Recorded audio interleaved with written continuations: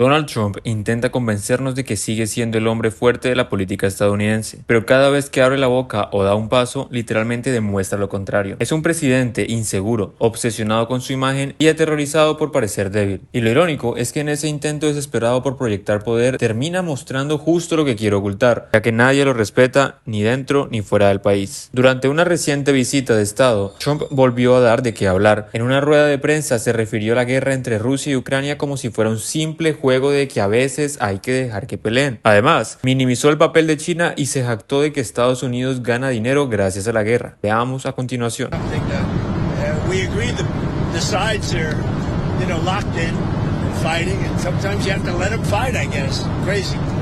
But he's going to help us, and we're going to work together on Ukraine.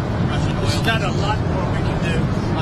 He's been buying oil from Russia for a long time. It takes care of a big part of China, and I can say India's been very good on that front.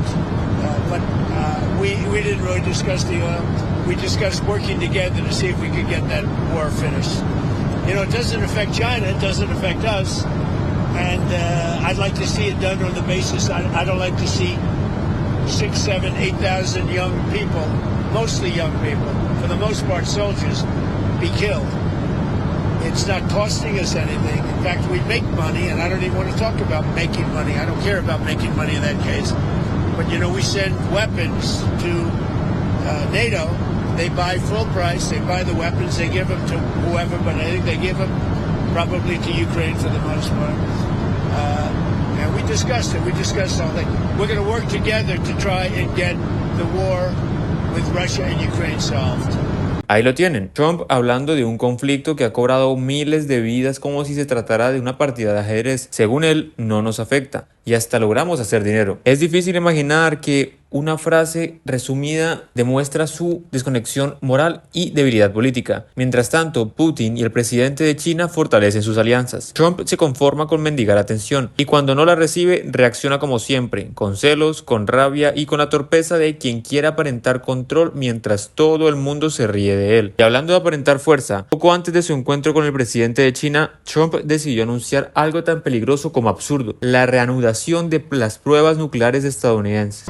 What about resuming nuclear testing? What prompted you to do that right before the meeting? It had to do with others. They seem to all be nuclear testing. Russia? We have more nuclear weapons than anybody. We don't do testing. We've halted it many years ago. But with others doing testing, I think it's appropriate that we do also. Any details around the testing, sir? Like where, when?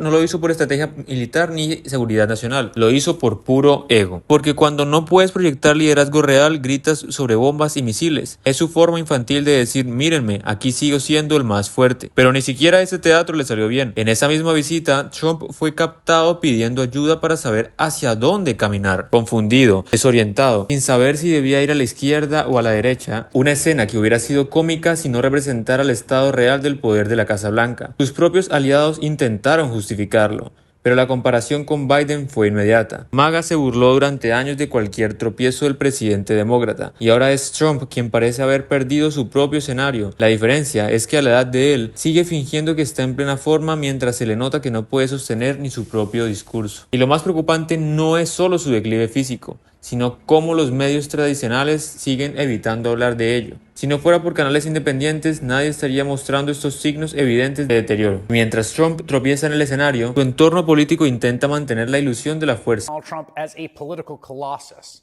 an inevitable force of nature who cannot be beaten. But everywhere around us, we are seeing evidence that that's not really true. And part of the reason that is happening is because Americans are seeing up close the damage, feeling the pain. People are opposing ICE agents raiding their neighbors, going out in the streets with whistles. They're getting notices that their health premiums are skyrocketing and their food stamps will run out. Federal workers are going unpaid for weeks now as Donald Trump builds a gilded $300 million ballroom no one but him asked for. The more unpopular Trump and the Republicans grow, the harder they try to project strength with lies. Like House Speaker Mike Johnson today trying to convince reporters that keeping the House in recess and the government shut down is actually doing wonders for their numbers. House and Senate Democrats are openly admitting that this is their shutdown. You have seen the highlight reel of all of them stumbling into admitting that. And yet they're also incoherently claiming that the shutdown is somehow on the fault of the other party. And the people aren't buying it. And that's why the polling continues to show that the approval of Republicans in Congress is rising with each passing day. Wait a second. Approval of Republicans in Congress rising each passing day? That's a lie. Johnson was very selectively citing a Quinnipiac poll from last week that showed congressional Republicans are underwater by 24 points. He's right. They are up from being underwater by 29 points in July, although that was closer when they passed that extremely, extremely unpopular bill. The same poll also shows more Americans blame Republicans for the shutdown by a significant 6-point margin, and that margin is growing among independents. So no, shutting down the government isn't leading to Republican popularity going up by the day. But the entire Trump era is built on this kind of wish casting, psyching people out and faking strength until it is handed over to them. That is the proper context you need when you think about the freakout currently happening over this comment. He's going to get a third term. So Trump 28, Trump is going to be president in 28, and people just ought to get accommodated with that. So what about the 22nd Amendment? There's many different alternatives. At the appropriate time, we'll lay out what the plan is. But there's a plan, and President Trump will be the president in 28. That, of course, is two-shirted podcasting strategic genius Steve Bannon declaring a third unconstitutional term for Donald Trump. In that interview, he also claimed Trump was, quote, an instrument of divine will who's being saved by God to save America. Now, Bannon says a lot of things all over the place, talking. Many of them are untrue. But this has worked to flood the zone, as Bannon would say, with this stilted Trump third term discourse. Bannon's talking to reporters about it, and now so is Trump, and so is Johnson. I think the president knows, and he and I have talked about the constrictions of the Constitution, as much as so many of the American people lament that.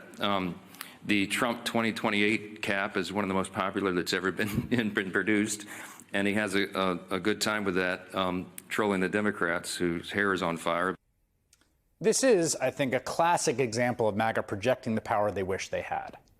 But it comes from a place of real, genuine, palpable political weakness. I mean, take a step back and look at what's being discussed here. One of the most unpopular presidents in American history, talking about a third term less than a year into his second term. Today, the polling average kept by Nate Silver shows Donald Trump underwater by about 10 points. He's also at net double-digit negatives in the most recent polls from Economist YouGov, Quinnipiac, Reuters Ipsos, American Research Group, and Gallup. In all those polls, he is at or near his lowest approval level ever. We're talking high 30s, low 40s.